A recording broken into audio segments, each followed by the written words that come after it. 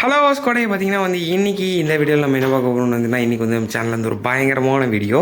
அதாவது இப்போ நம்மளோட ஒரு வேறு லுக்கில் இந்த வீடியோவை பார்க்க போகிறீங்க. ஒரு செம்மையான லுக், ஒரு பைக்கை நம்ம இன்றைக்கி ரிவ்யூ பண்ண போகிறோம்.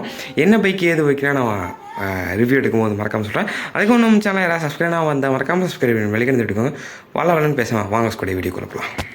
ஸ்கோடையை பார்த்தீங்கன்னா இன்றைக்கி இந்த பைக் தான் நம்ம கையில் வந்துருக்கு. டிவிஎஸ் அப்பாச்சி 160 2011 மாடல் தான் இன்றைக்கி நம்ம கையில் இருக்குது. பிளாக் கலர் எடிஷன் தான் நம்ம கிட்ட இன்றைக்கி இருக்குது. இன்றைக்கி தான் அதை ஃபுல்லாக நம்ம ரிவ்யூ பண்ண போகிறோம். அதுக்கு முன்னாடி சினிமேட்டிக்கை பார்த்துட்டு வாங்க.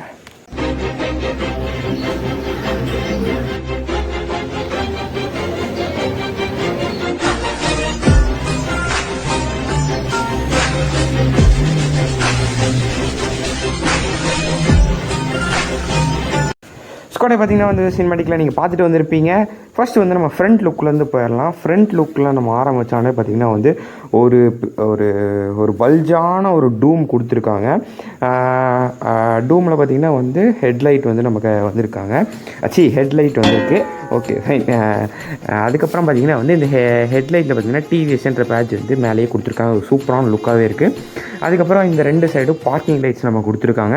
அது எல்இடியில் கொடுத்துருக்காங்க. அப்புறம் ஹேலஜன் ஹெட்லைட் நம்மளுக்கு ப்ரொவைட் பண்ணியிருக்காங்க டிவிஎஸ்லேருந்து. அதுக்கப்புறம் ரெண்டு இண்டிகேட்டர்ஸ் பார்த்திங்கன்னா நம்மளுக்கு ஹேலஜனில் கொடுத்துருக்காங்க.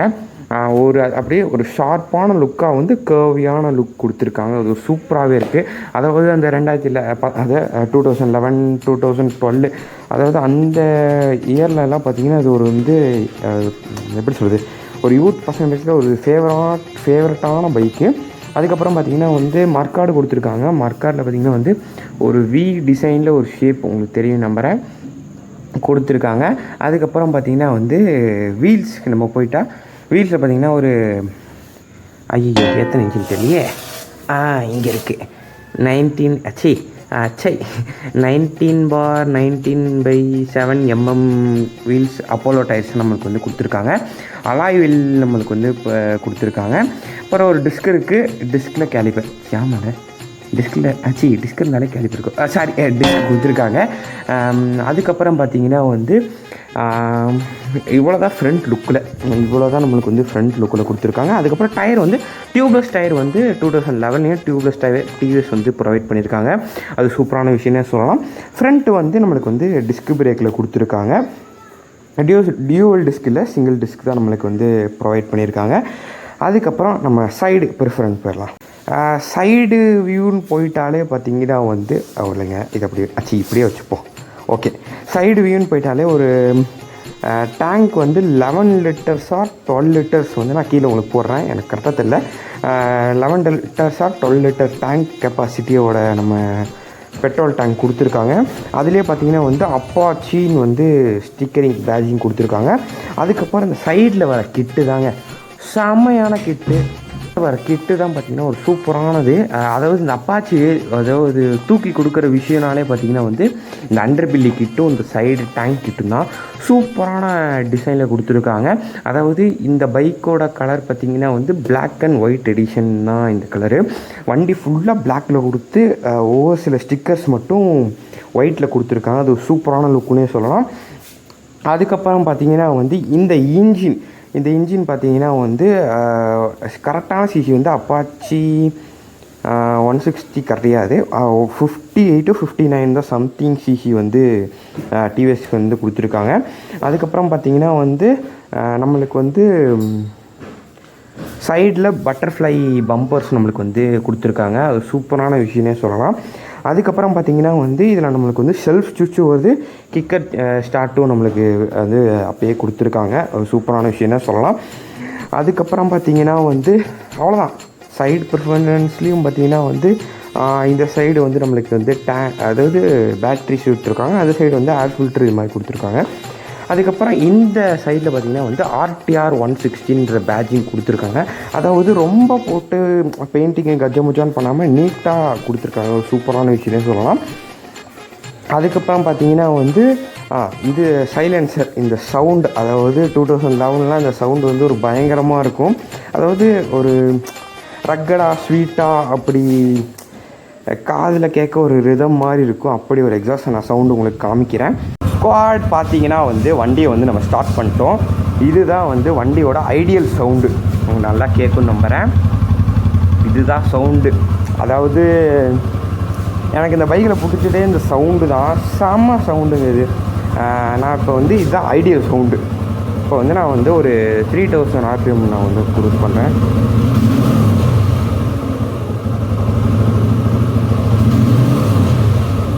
ஓகே, 3000 RPM 5000 RPM பண்ணுறேன்.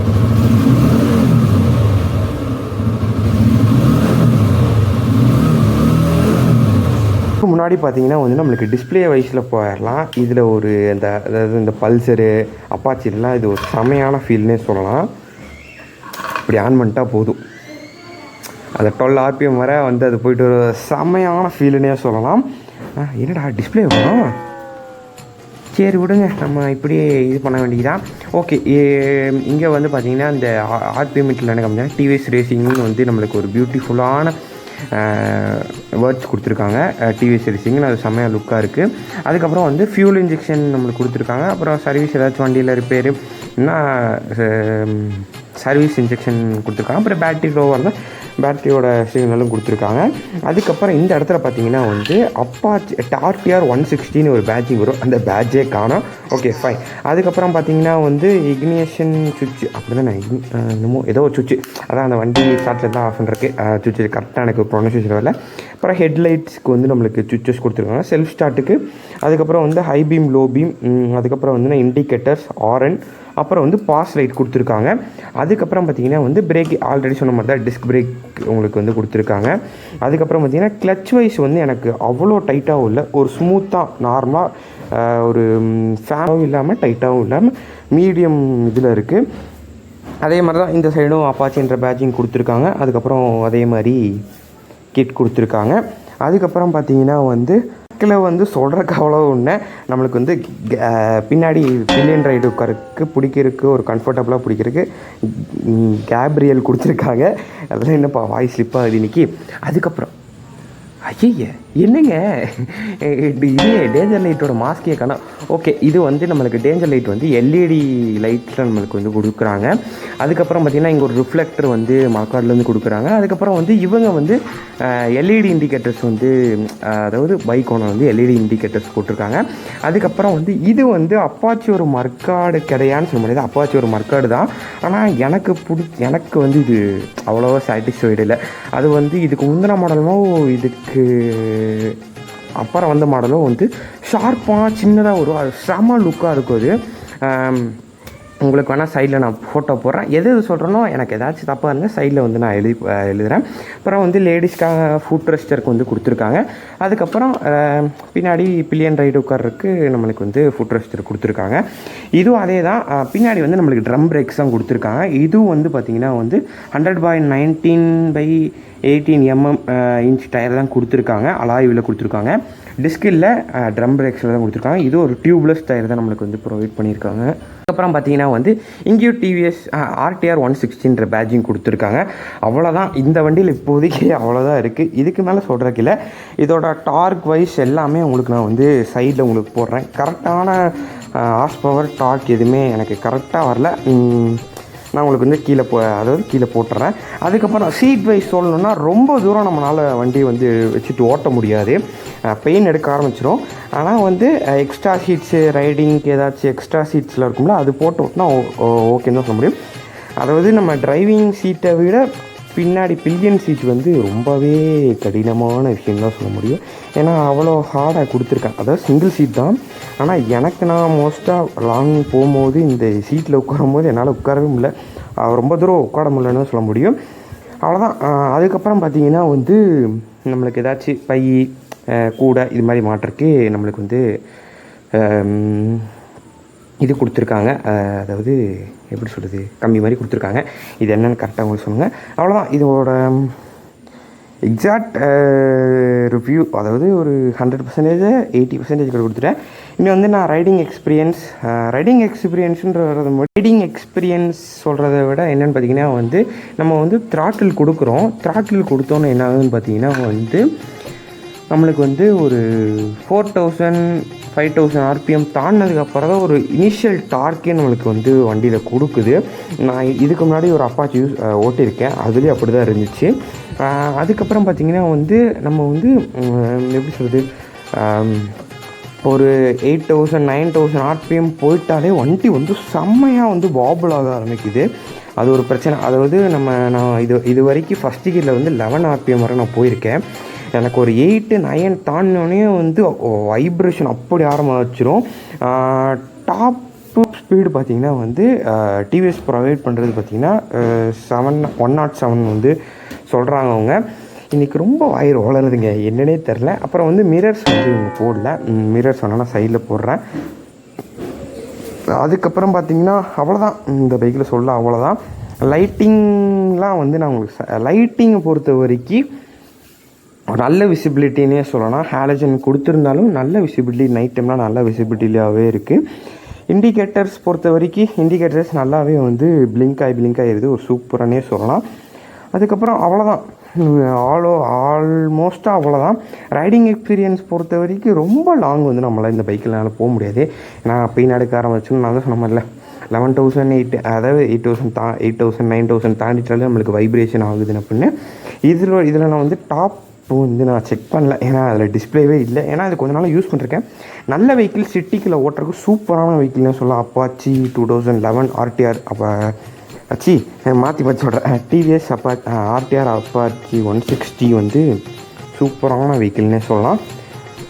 ஓகே, சிட்டிக்குள்ளே ஓட்டுறதுக்கு இது வந்து சூப்பரான வெஹிக்கிள். ஹைவேஸில் வந்து சொல்கிற மாதிரி இல்லை, ஒன்றும் இல்லை, அவ்வளோதான். ஓகே, இந்த பிரேக்கிங் வைஸ் எல்லாமே வந்து சூப்பர் தான். ஃப்ரண்ட் பிரேக் வந்து நச்சுன்னு பிடிக்குது, பேக் பிரேக் வந்து லைட்டாக நமக்கு ஸ்லோவாக பிடிக்குது. ஏன்னா வந்து ஃப்ரண்ட்டில் நமக்கு டிஸ்க்கு கொடுத்துருக்காங்க, பின்னாடி வந்து ட்ரம் பிரேக் கொடுத்ததுனால நம்மளுக்கு டிஃப்ரென்ஸ் இருக்கும்ல. ஆனால் பிரேக்கிங் வைஸ் வந்து எனக்கு சூப்பராக தான் இருந்துச்சு. வண்டியோட இனிஷியல் பிக்கப் வைஸ் வந்து அதான் சொன்னல, 3000 4000 தாண்டிட்டால் தான் எனக்கு இனிஷியல், அதாவது பிக்கப்பே எனக்கு ஆன் ஆகுது. அது வரைக்கும் நம்ம முறுக்கும் போது ஸ்லோவாக தான் வண்டி வந்து போகுதுன்னு தான் சொல்ல முடியும். ஸ்லோவானா நம்ம கொடுக்குற த்ராட்டிலுக்கு வந்து வண்டி ரெஸ்பான்ஸ் பண்ண மாட்டேங்குதுன்னு சொல்ல முடியும். ஒரு வேளை என்னை பொறுத்த வரைக்கும் இன்னொரு அப்பாச்சி ஒரு வரைக்கும் அதான் 8,000 9,000 தாண்டிட்டாலே அந்த வைப்ரேஷன் வந்து அப்பாச்சியில் இருக்கிறது தான். அந்த பைக்லலாம் பார்த்திங்கன்னா வந்து கொடுக்குற த்ராட்டிலுக்கு வந்து எனக்கு நல்லாவே ரெஸ்பான்ஸ் ஆகும். ஆனால் இந்த பைக்கில் வந்து எனக்கு கொடுக்குற த்ராட்டிலுக்கு வந்து ஒரு 4,000 வர 3,000 வரலாம் எனக்கு கொடுக்குற த்ராட்டிலுக்கு ரெஸ்பான்ஸ் ஆகாது. நம்ம ஒரு 4,000 ஆர்டினரி வந்து நம்ம கொடுக்குற த்ராட்டிலுக்கே வண்டி வந்து ரெஸ்பான்ஸ் ஆகும். ஓகே, அவ்வளோதான். இதுக்கு மேலே சொல்கிறதுக்கு இந்த வண்டியில் ஒன்றுமே இல்லை. அப்படி ஏதாச்சும் நான் மிஸ் பண்ணியிருந்தேன்னா கீழே மறக்காமல் கமெண்ட் பண்ணுங்கள். ஓகே, இந்த வீடியோ நினைக்கிறேன். நம்ம சேனல் யாராவது சப்ஸ்கிரைப் பண்ணாமல் மறக்காமல் சப்ஸ்கிரைப் பண்ணி வந்துருங்க. பாய். நம்ம சேனல் யாராவது சப்ஸ்கிரைப் பண்ணாமல் மறக்காமல் சப்ஸ்கிரைப் பண்ணி விளையாடிட்டு இருக்கோங்க. கூட பார்த்திங்கன்னா இந்த வீடியோ உங்களுக்கு ரொம்ப பிடிச்சிருக்குன்னு நம்புகிறேன். என்னால் முடிஞ்ச வரைக்கும் பண்ண கொடுத்து வீடியோவில் புதுசாக நியூவான எடிட்டிங்லாம் போட்டிருக்கேன். குரல் கொஞ்சம் வந்து சளி பிடிச்சிருங்க, அதனால தான் குரல் ஒரு மாதிரி இருக்குது. ஓகே கூட இந்த வீடியோ நினைக்கிறேன். இது மாதிரி நிறைய சூப்பரான வீடியோஸ்லாம் வந்துட்டுருக்கு. மறக்காமல் சப்ஸ்கிரைப் பண்ணி வச்சுக்கோங்க. ஓகே கூட இந்த வீடியோ நினைக்கிறேன். நான் யாருக்கிட்ட சேஃபாக இருக்கேன், நீங்கள் சேஃபாக இருக்கி நம்பி இந்த வீடியோ நம்பிக்கிறேன். அண்டில் தென் பாய் ஃப்ரம் உங்கள் ஜெடி விட்ஸ்.